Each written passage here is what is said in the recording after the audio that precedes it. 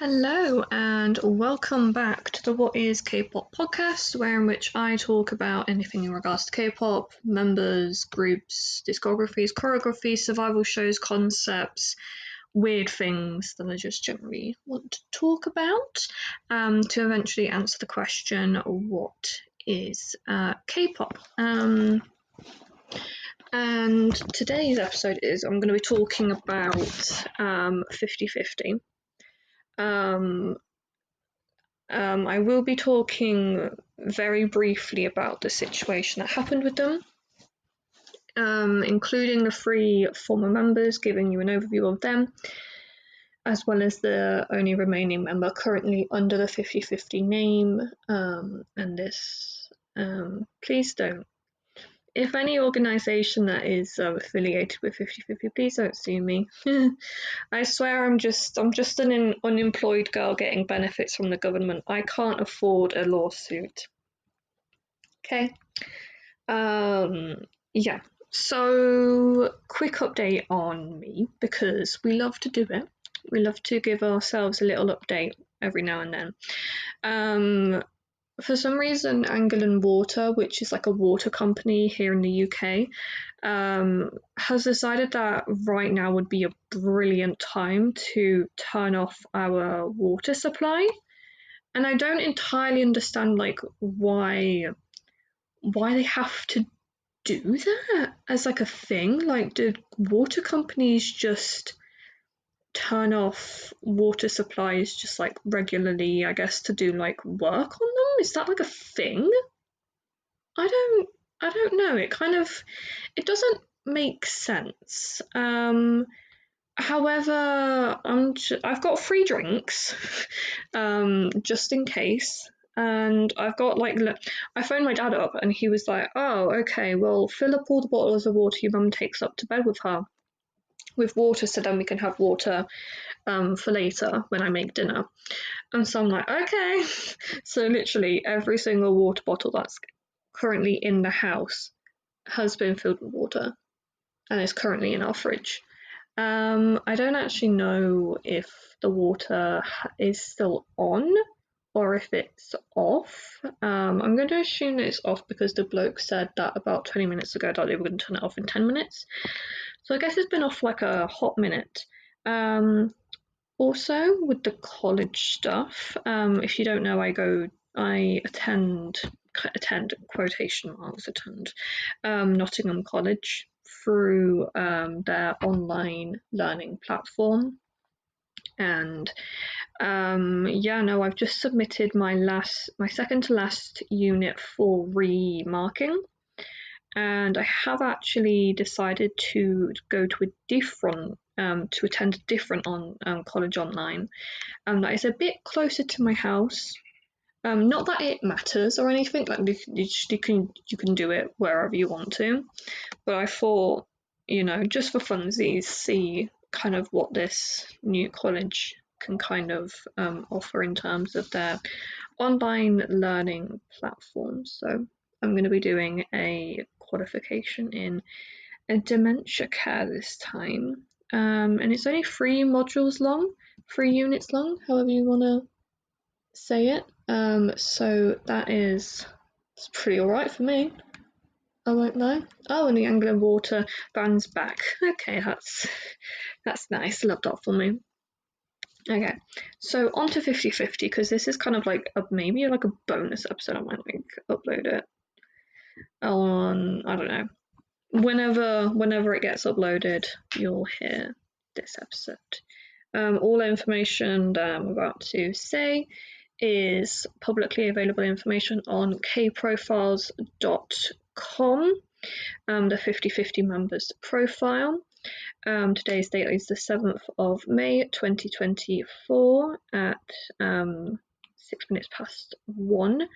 And any information that isn't on the K Profiles website is my own opinion, how I feel about the situation, and some background information about the whole lawsuit itself. I am not in any way affiliated with 50/50, nor am I not affiliated with kprofiles.com. I am just an English unemployed girl who can't seem to get over her addiction to K-pop. So with that out of the way, I think I should be safe, but just in case, just felt I needed to say that. So 50/50, for anyone who's like, what? Is a South Korean girl group under Attract, currently consisting of only one member, Kina. However, they did have 4 members when they originally debuted on the 18th of November 2022 with the mini album The 50. Less than 9 months later, on the 28th of June 2023, all members filed lawsuits against Attract. And on the 23rd of October 2023, it was announced that Sina, Seo, and Aaron's exclusive contracts with Attract had been terminated. And on the 2nd of November 2023, they then also announced that Kina would be joined by 3 new members. However, it has been said by a few different places, this is just me talking, that's going to be a 5-member group. I don't know.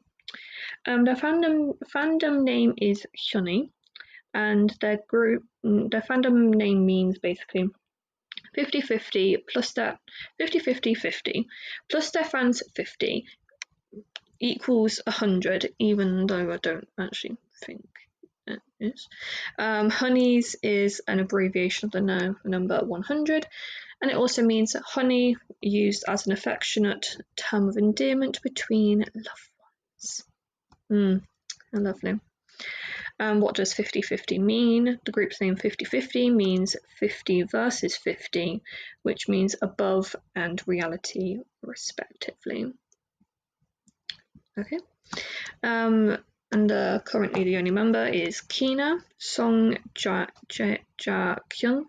She was the main rapper and sub-vocalist, and she was born on the 9th of July 2002, making her a Cancer and a horse.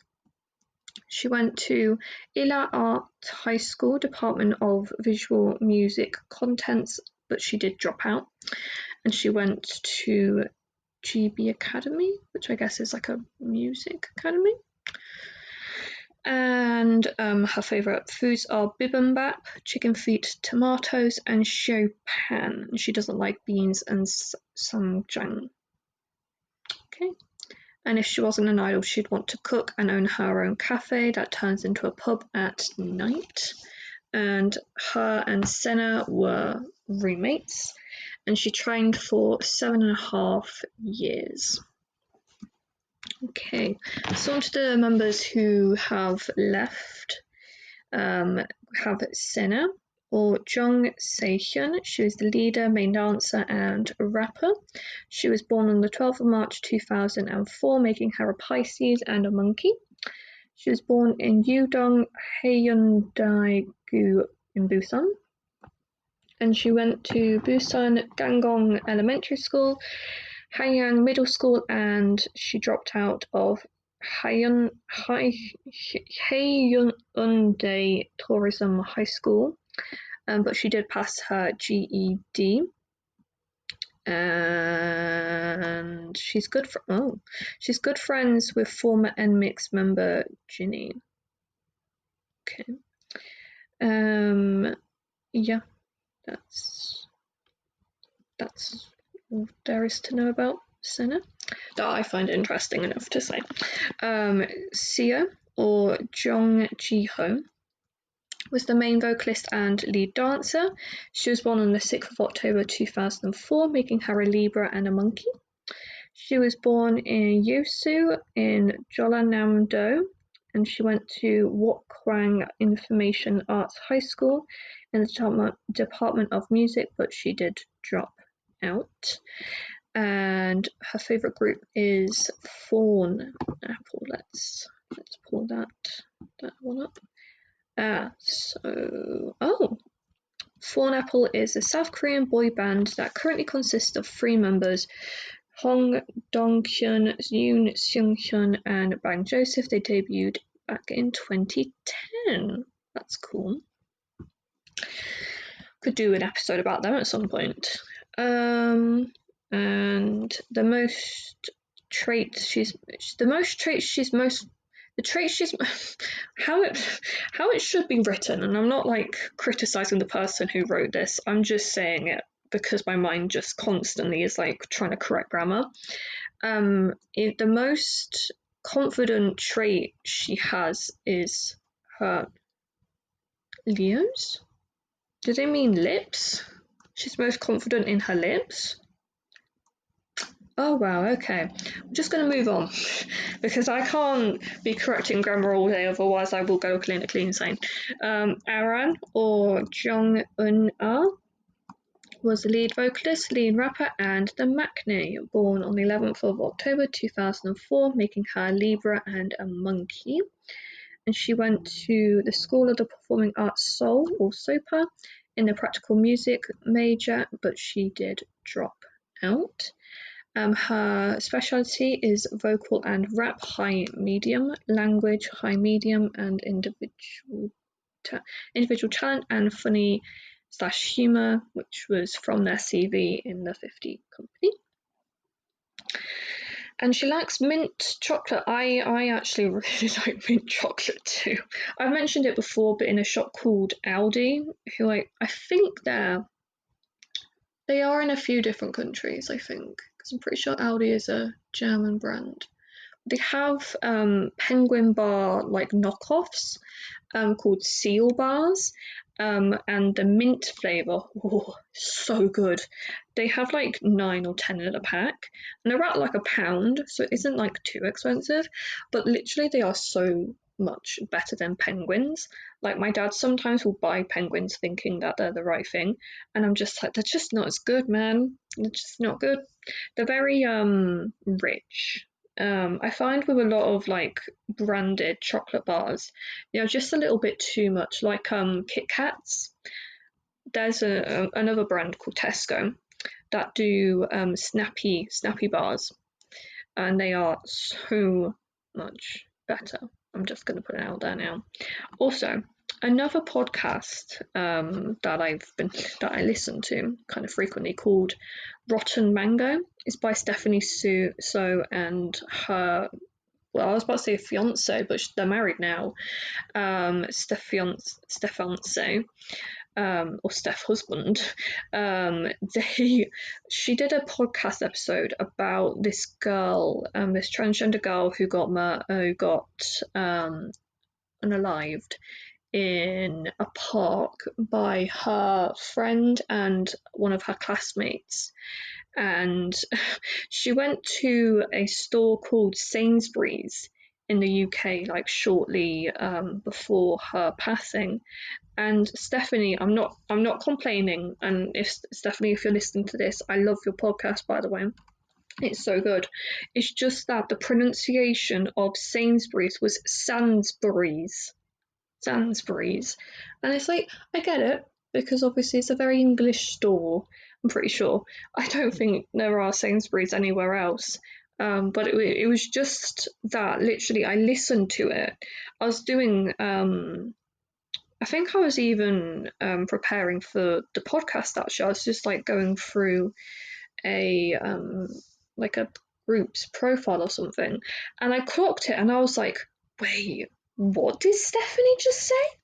And she obviously said Sainsbury's, and I was like, that isn't correct. Yeah, so that was an interesting thing, and I was like, am I tripping? Because I think I'm tripping. But yeah, admittedly, that was great. That was an experience, yeah. So I'm just titling this 50/50 episode. There we go.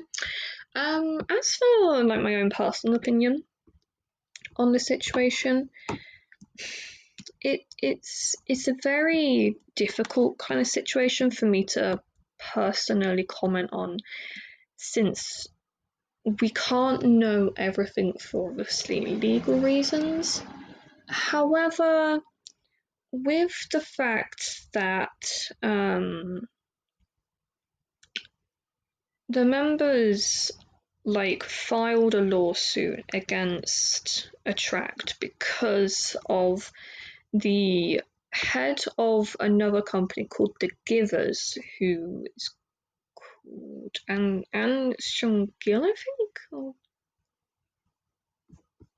And let's have a look. Sung-il. Yeah, Ang Sung-gil. He basically, I think, managed to get into the girls' heads about the fact that Attract, is there like a whole thing about the 50/50 case, like timeline wise, because there is only so much research a chicken can do.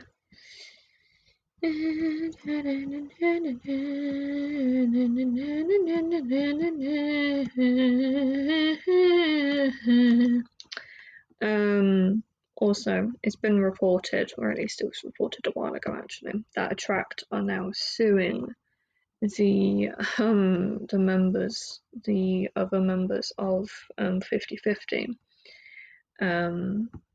because of all of the issues that happened as a result of them filing a lawsuit.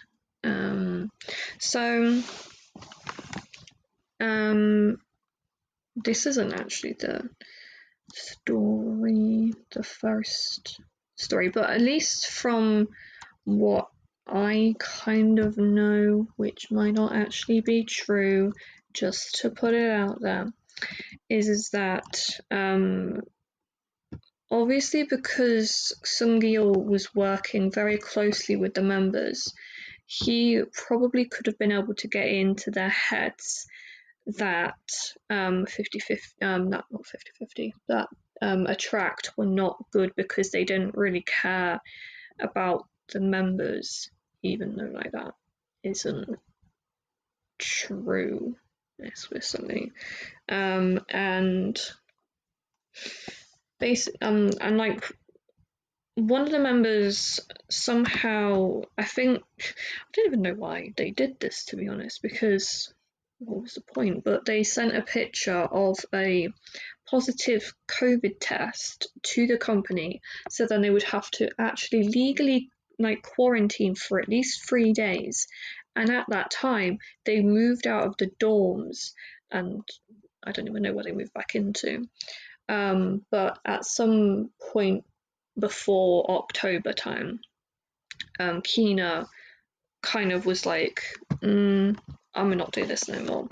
And so she went back to the company and basically, I think she must have explained the whole situation to the CEO, and he obviously, like, I'm just speaking from like generalities, but I think he would have probably have been disappointed in Kina for not thinking that the company had their best wishes at heart, and might have kind of I don't know, made her do things at the company to like prove her trust, like I don't know, like clean the floors or something. But I imagine that like it wouldn't have been easy. It wouldn't have been easy for both Kina and Attract, because Kina was quite literally putting herself out on the line for a chance. Because if it was actually true what An Sung-gil was actually saying, she was basically going back into the lion's den. She was putting herself out on the line, and if the courts actually found that Attract was mistreating the girls, Kina would have literally, she wouldn't be able to get out of the contract. If she dropped the lawsuit, she wouldn't be able to get out of her contract because she no longer has a lawsuit, and it would take so much longer. And also, I don't think it would have been like wise business to do that. And for Attract, it would have been extremely difficult to accept Kina back into the company, because if you think about it, Kina's is like considered a bit of a liability. She's already tried to sue the company for mistreatment. So if Attract let her back in and she doesn't feel like she's being treated well again, she could very well sue them once again.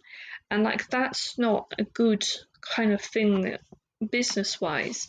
But I think because of the fact that Kina has been with Attract for what, like 9 years now? 9 years? If she trained with Attract for 7.5 years of like with like for her whole training time, like she's known the company for a very long time if that's like actually the case. And I think like when you kind of are being potentially manipulated by someone, you kind of stop seeing the wood for the trees. You stop seeing something for what it truly is and what that person who's manipulating you wants you to think about a situation. And being able to kind of look back, like take a step back and be like, I don't know about this, is actually a very, very admirable thing for Kina to do, because like she's lost the three people who understand the whole situation the best, obviously her three fellow members, or like former members I should actually say. And you know, she could have it could have very easily have been that like the public could have hated her and she wouldn't have anyone to turn to. But luckily, Keen ow! Oh, that was my shoulder if you heard that click just then. Ay, ay, ay, that hurt. Anyway, luckily, the public was on Keena's side and she was let back into the company, and she actually did an interview with Dispatch about the whole situation with the givers and kind of that sort of whole situation. I do hope that when she re-debuts with new members that she can kind of put everything from what happened with the other members of 50/50 behind her, and that she can kind of hopefully gain the same level of success as she did with Cupid and the other members. It has also been reported that the three other members of 50/50 are trying to find a new company to debut under. And again, just speaking on a business kind of side of things, if someone came to me asking for a place in my company and I knew them to be a liability and I knew of them to cause issues, probably wouldn't agree to let them into my company just in case they do the same things as they did with their old company. But I wish all the successes upon each and every member in whatever ways they might come. So yeah, that was about 50/50, a brief summary on things I remember about the scandal, even though I have learned about it. It's just that I have a terrible memory, so I can't always remember the situations. But yeah, I do hope you enjoyed, and I will speak to you again very, very soon. Thank you. Goodbye.